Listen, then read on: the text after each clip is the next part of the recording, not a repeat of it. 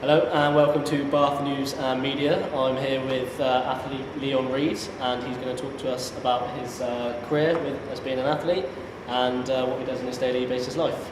So to start off with, best thing that you've had in 2014, obviously running for the Commonwealth Games. Why don't you tell us a bit about that? It was a bit scary, really. Well, I've been in that sort of situation before, but not 80,000 people and all the TV cameras and stuff like that. So obviously I've been on TV before, but not with that sort of audience behind it. But it was scary, but it was really good. Vast majority of the crowd, obviously it's going to be packing the nerves, packing the excitement. So you say it's the best thing you've had in your whole life? Oh yeah, definitely. Being one of the home nations as well, being surrounded by Scotland and England and stuff, we get the biggest cheers. So the crowd literally goes crazy when they call your name out, and that definitely made the hairs on the back of my neck stick up. Yeah, amazing.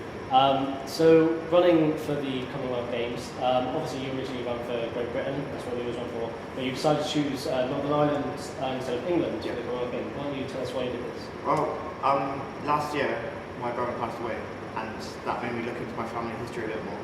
And it turns out I'm more Irish than I'm English. So I've actually got family in Belfast, which is Northern Ireland. So I looked into it a bit more and I found out that I'm actually half Irish and quarter English. So then I had a discussion with the family and then we decided to make the choice together. Okay, that's very nice, very sentimental.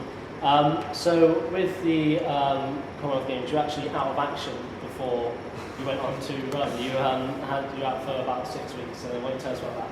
Well, I was touring Belgium, so we go on tours of Belgium pretty much every year. So we go 4 races every 3 days. We race, and then for the big one, the last one with the most people and the best prize money, all the best athletes are there. So then, come warming up just before my race, I had one last rep to warm up to, and then somebody decided to run the wrong way on the warm-up track as fast as they could, while I was doing the fastest run that I could, and then we smashed heads.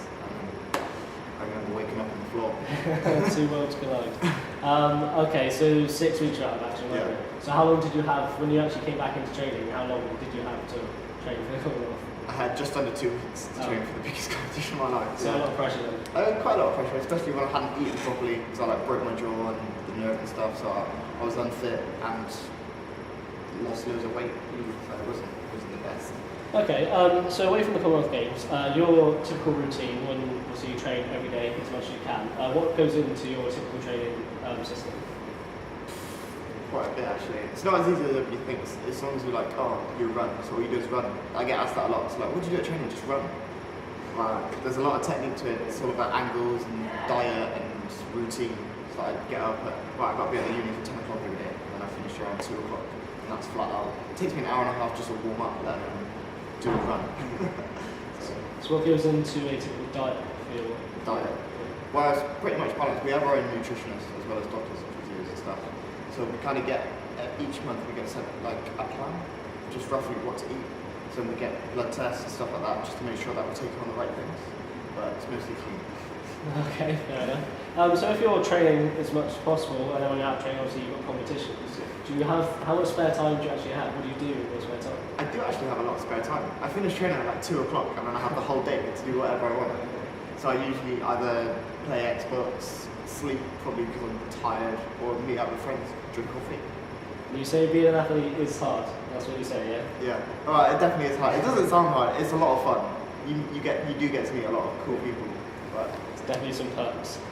So what you've got coming up in the future, have you got, in 2015, you've got any competitions coming up? Yeah, well there's under 23s over in Tallinn, and there's also the World Championships in Beijing, and that's in the summer, but before then I have to do the trials basically, which is the under 23 trials and also the senior trials, so that should be interesting. Okay, we've got the Olympics coming up in 2016. What's your ambitions for being able to achieve to running the Olympics? Oh, well, the way things are looking, I should make the team. But obviously anything can happen between now and then. So I'm just taking it day by day, training by training. Okay, yeah, it's the best way to see it. So hopefully we'll be seeing you on telly on the tracks a lot more. So it's 100 and 200 you run, isn't it? Yeah, that's right. Okay, yeah, brilliant. Well, hopefully we'll see you a lot more in the future, and good luck to you. Thanks. Okay, so it's been Bath News and Media. That's Reid. Thank you very much.